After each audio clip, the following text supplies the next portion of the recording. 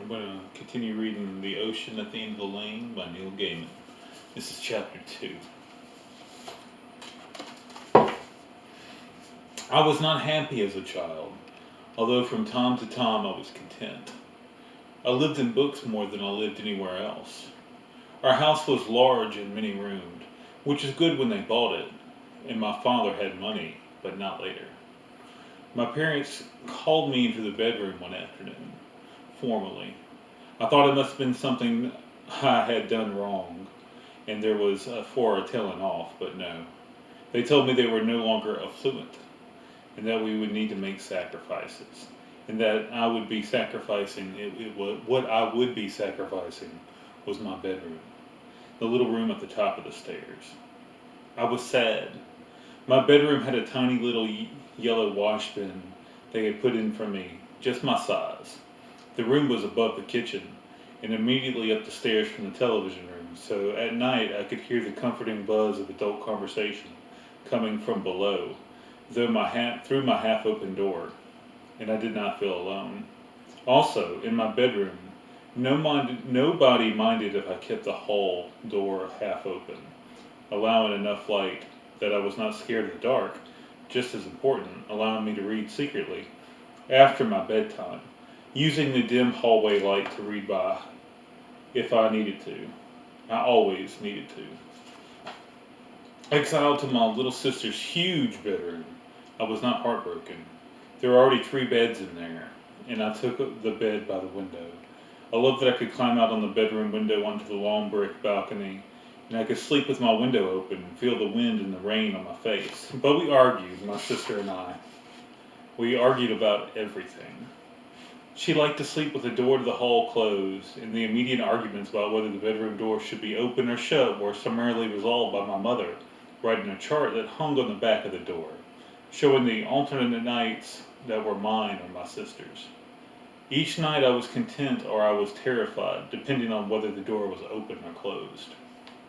My former bedroom at the top of the stairs was let out, and a variety of people passed through it. I viewed them all with suspicion. They were sleeping in my bedroom, using my yellow basin that was just the right size for me. There had been a fat Austrian lady who told us she could leave her head and walk around the ceiling, an architectural student from New Zealand, an American couple whom my mother, scandalized, made leave when she discovered they were not actually married, and now there was the opal miner.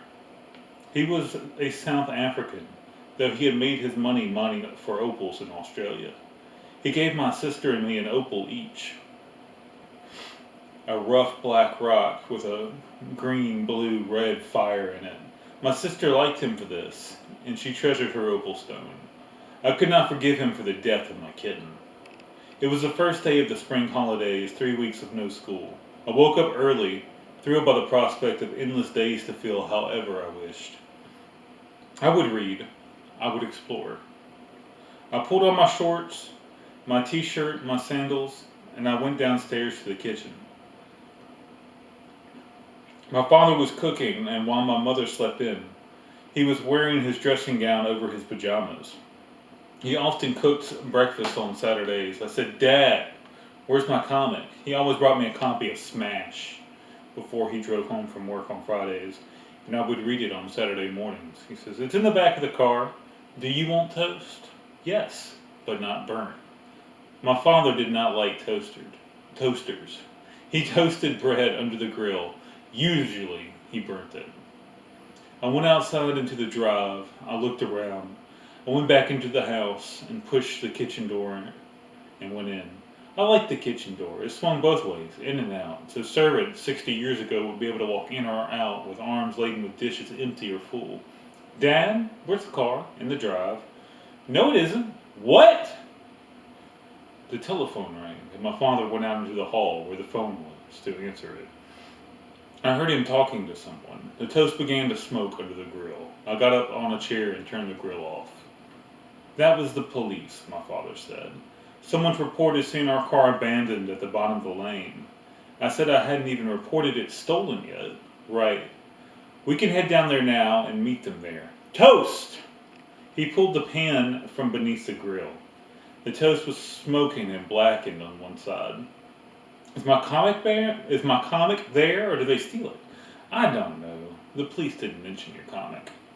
My father put peanut butter on the burnt side of each piece of toast, replaced his dressing gown with a coat worn over his pajamas, and put on a pair of shoes, and he walked down the lane together, and we walked down the lane together. He munched his toast as we walked. I held my toast and did not eat it. We had walked for perhaps 5 minutes down the narrow lane, which ran through the fields on each side, when a police car came up behind us. It slowed, and the driver greeted my father by name. I hid my burnt piece of toast behind my back while my father talked to the policeman.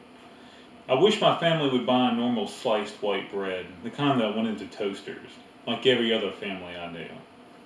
My father had found a local baker's shop where they made thick loaves of heavy brown bread, and he insisted on buying them. He said they tasted better, which was, to my mind, nonsense. Proper bread was white, pre-sliced, and tasted almost like nothing. That was the point.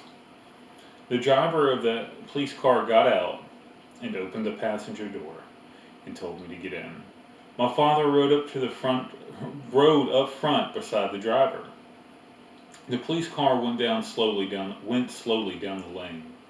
The whole lane was unpaved back then, just wide enough for one car at a time, a puddly, precocious, bumpy way, with flints sticking up from it, the whole thing rutted by farm equipment and rain and time. These kids, said the policeman, they think it's funny.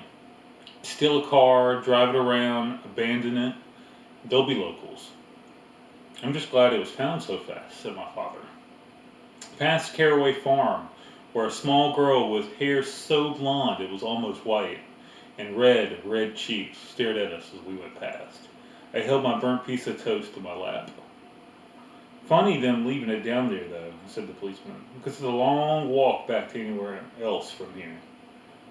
We passed a bend in the lane and saw the white Mini over on the side, in front of the gate leading into the field, tires sunk deep into the brown mud. We drove past it, and we parked on the grass verge. The policeman let me out, and the three of us walked over to the Mini, while the policeman told my dad about crime in this area, and why it was obviously local kids who had done it, and that my dad was opening the passenger side door with his spare key. He said, someone left something in the back seat. My father reached back and pulled the blue blanket away, and that covered the thing in the back seat, even as the policeman was telling him he shouldn't do that. And I was staring at the back seat because that's where my comic was, so I saw it.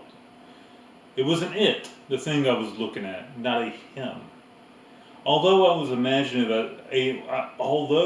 an imaginative child, prone to nightmares, I had persuaded my parents to take me to Madame Tussauds Waxworks in London when I was 6, because I had wanted to visit the Chamber of Horrors, expecting the movie monster Chamber of Horrors I'd read about in my comics. I had wanted the thrill of waxworks of Dracula and Frankenstein's monsters and the Wolfman. Instead, I was walked through the seemingly endless sequence of dioramas of unremarkable, glum-looking men and women who had murdered people, usually lodgers or members of their own families, and who were then murdered in turn by hanging, electric chair, or in gas chambers. Most of them were depicted with their victims in awkward social situations, seated around a dinner table perhaps, as their poisoned family members expire. The plaques explained who they were, also told me that the majority of them had murdered their families and sold their bodies to anatomy. It was then that the word anatomy garnered its own edge of horror for me. I did not know what an anatomy was, I only knew that anatomy made people kill their children. That was the thing that kept me from running screaming from the Chamber of Horrors, as I was led around it, that none of the waxworks had looked fully convincing. They could not truly be dead, because they never even really looked alive.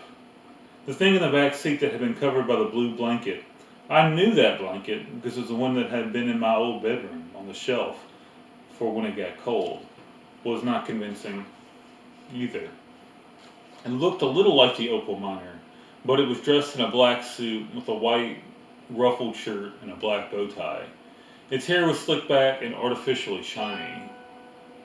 Its eyes were staring, its lips were bluish, and its skin was very red. It looked like a parody of Health. There was no gold chain around its neck. I could see, underneath it, crumbled and bent, my copy of Smash with Batman, looking just as he did on television on the cover. I don't remember who said what just then. They just made me stand away from the mini.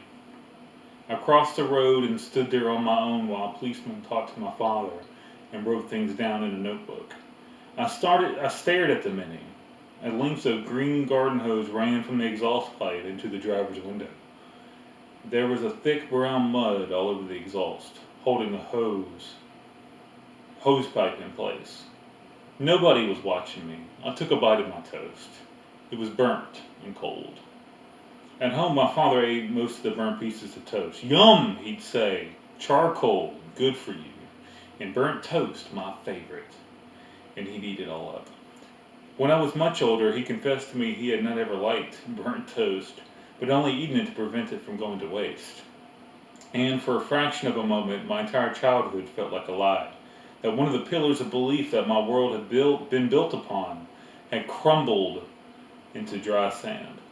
The policeman spoke into a radio on the front of his car. Then he crossed the road and came over to me. Sorry about this, Sonny, he said. There's going to be a few more cars coming down this road in a minute. We should find you somewhere to wait that you won't be in the way. Would you like to sit in the back of my car again? I shook my head. I didn't want to sit in there ever again. A girl, said, he can come back with me to the farmhouse. It's no trouble. She was much older than me. At least 11. Her red-brown hair was relatively short, and for a girl, her nose was a snub. She was freckled. She wore a red skirt. Girls didn't wear jeans much back then, not in those parts. She had a soft Sussex accent and sharp gray-blue eyes. The girl went with the policeman over to my father and got permission to take me away. And then I was walking down the lane with her. I said, there's a dead man in our car. That's why he came down here, she told me, at the end of the road. Nobody is going to find him and stomp him around here at 3 o'clock in the morning. And the mud is wet and easy enough to mold. Do you think he killed himself? Yes. Do you like milk? Gran's milking Bessie now. I said, you mean like real milk from a real cow? Then I felt foolish, and she nodded reassuringly. I thought about this. I never had milk that didn't come from a bottle. I think I'd like that. We stopped at a small barn where an old woman, much older than my parents, with long gray hair like cobwebs and a thin face, was standing beside a cow. Long black tubes were attached to each of the cow's teats. We used to milk them by hand, she told me, but this is much easier. She showed me how milk went from the cow down to the black tubes and into the machine, through a cooler into a huge metal churns. The churns were left with a heavy wooden platform outside the barn where they would be collected each day by a lorry. The old lady gave me a cup of creamy milk from Bessie the cow. The fresh milk that had gone before the cooler. Nothing I had drunk had ever tasted like that before. Rich and warm and perfectly happy in my mouth. I remembered that milk long after I'd forgotten everything else. There's more of them coming up the lane, said the old woman suddenly. All sorts coming down with lights and flashing and such. Such a palaver. You should get the boy into the kitchen. He's hungry, and a cup of milk won't do a grown boy. The girl said, have you eaten? Just a piece of toast. It was burned.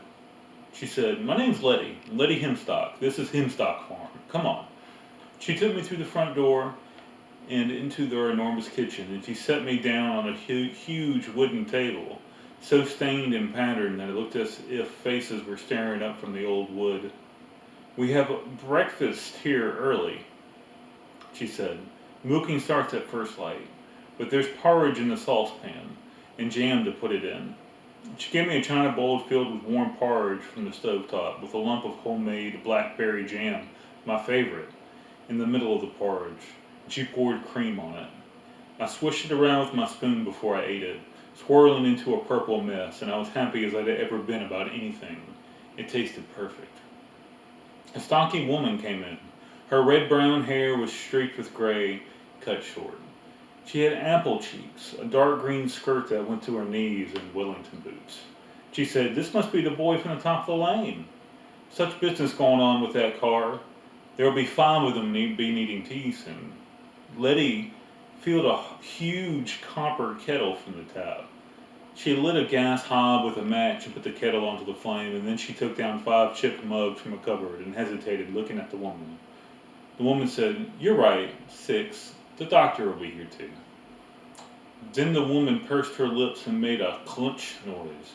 "They missed the note," she said. "He wrote it so carefully too. Folded it and put it in his breast pocket. They haven't looked there yet." "What does it say?" said Letty. "Read it yourself," said the old woman. "I thought she was Letty's mother, but it seems she was somebody's mother." Then she said, "Looks like he took all the money that his friends had given him to smuggle out of South Africa and bank for them in England, along with all the money he'd made over the years mining for opals. And he went to the casino in Brighton to gamble, but he only meant to gamble with his own money. Then he only meant to dip into his friends' money after he'd given until he made back the money he'd lost. And then he didn't have anything," said the woman. "All was dark." "That's not what he wrote, though," said Letty, squinting in the eyes.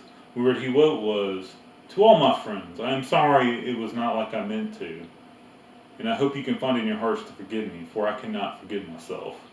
"Same thing," said the older woman. She turned to me. "I'm Letty's ma," she said. "You have met my mother already, in the milking shed. I'm Mrs. Hemstock, but she was Mrs. Hemstock before me, so she's old Mrs. Hemstock. This is Hemstock Farm. The oldest farm in hereabouts. It's in the Doomsday Book. I wondered why they were all called Hemstock, those women. But I did not ask, any more than I dared ask how they knew about the suicide note or what the opal miner had thought as he died. They were perfectly matter-of-fact about it. Letty said, "I nudged him to look in the breast pocket. He'll think he thought of it himself." "There's a good girl," said Mrs. Hemstock. "They'll be there when the kettle boils to ask if I've seen anything unusual and have their tea. Why don't you take the boy down to the pond?" "It's not a pond," said Letty. "It's my ocean." She turned to me and said, "Come on." She led me out of the house through the way we had come. The day was still gray. We walked around the house and down the cow path. "Is it a real ocean?" I asked. "Oh, yes," she said. Then we came on it suddenly. A wooden shed, an old bench, and between them a duck pond, dark water spotted with duckweed and lily pads. There was a dead fish, silver as a coin, floating on its side on the surface. "That's not good," said Letty. "I thought you said it was an ocean," I told her. "It's just a pond, really." "It is an ocean," she said. "We came across it when I was just a baby, from the old country." Letty went to the shed and came out with a long bamboo pole, with what looked like a shrimping net on the end. She leaned over and carefully pushed the net beneath the dead fish. She pulled it out. "But Hemstock Farm is in the Doomsday Book," I said. "Your mom said so." "And that was William the Conqueror." "Yes," said Letty Hemstock. She took the fish out of the net and examined it. It was still soft, not stiff, and it flopped in her hands. I had never seen so many colors. It was silver, yes, but beneath the silver was blue and green and purple, and each scale was tipped with black. "What kind of fish is it?" I asked. "This is very odd," she said. "I mean, mostly fish in the ocean don't die anyway." She produced a horn-handled pocket knife, and although I could not have told you where from, she pushed it into the stomach of the fish and sliced along the tail. "This is what killed her," said Letty. She took something from inside the fish, and she put it, still greasy from the fish guts, into my hand. I bent down and dipped it into the water and rubbed my fingers across it to clean it off. I stared at it. Queen Victoria's face stared back at me. "Sixpence?" I said. "The fish ate a sixpence? It's not good, is it?" said Letty Hemstock. There was a little sunshine now, and it showed through the freckles that clustered across her cheeks and nose, and where the sunlight touched her hair, it was coppery red. And she said, "Your father's wondering where you are. Time to be getting back." I tried to give her the little silver sixpence, but she shook her head. "You keep it," she said. "You can buy chocolates or sorbet lemons." "I don't think I can," I said. "It's too small. I don't know if shops will take sixpences like this nowadays." Then put it in your piggy bank. She said, it might bring you good luck. She said this doubtfully, as if she were uncertain what kind of luck it would bring. The policeman and my father and two men in brown suits and ties were standing in the farmhouse kitchen. One of the men told me he was a policeman, but he wasn't wearing a uniform, which I thought was disappointing. If I were a policeman, I was certain, excuse me, I would wear my uniform whenever I could. The other man with the suit and tie I recognized as Dr. Smithson, our family doctor. They were finishing their tea. My father thanked Mrs. Hemstock and Letty for taking care of me, and they said I was no trouble at all and that I could come again. And the policeman who had driven us down to the Mini now drove us back to the house and dropped us off at the end of the drive. It's probably best if you don't talk about this to your sister, said my father. I didn't want to talk about it to anybody. I had found a special place and made a new friend, and I lost my comic, but I was holding an old-fashioned silver sixpence tightly in my hand. I said, "What makes the ocean different from the sea?" "Bigger," said my father. "An ocean is much bigger than the sea." "Why?" "I was just thinking," I said. "Could you have an ocean that was as small as a pond?" "No," said my father. "Ponds are pond size, lakes are lake size, seas are seas, oceans are oceans. Atlantic, Pacific, Indian, Arctic. I think that's all the oceans that there are." My father went into his bedroom to talk to my mom and to be on the phone up there. I dropped a silver sixpence into my piggy bank, and it was the kind of china piggy bank from which nothing could be removed. One day, when it could hold no more coins, I would be allowed to break it, but it was far from full.